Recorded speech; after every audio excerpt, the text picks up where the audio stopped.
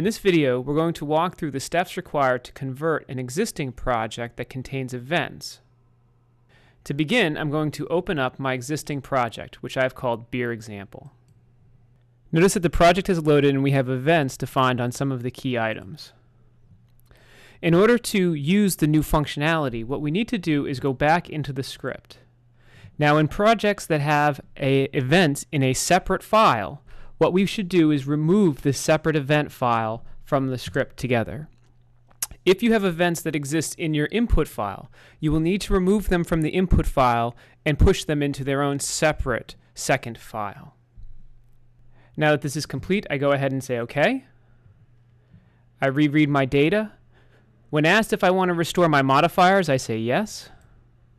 I go ahead and forecast my data, bring up my graph. And now you can see that my data has come in, my events are still defined on my script, and my helpers are still here and available to me. They have now been brought into the project file itself, and I can work with them directly.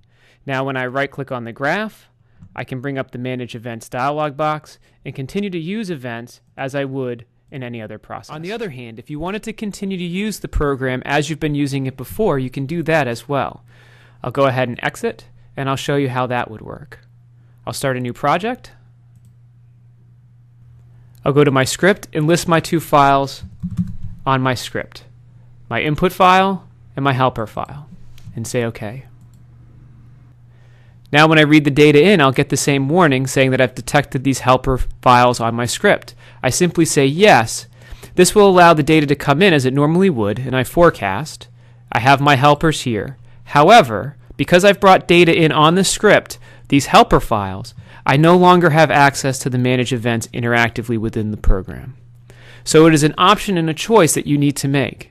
Do I want to continue to use the program as I've used it before using these helper files? Or do I simply want to remove them from the script, import them once, and then have access to the new Manage Event functionality?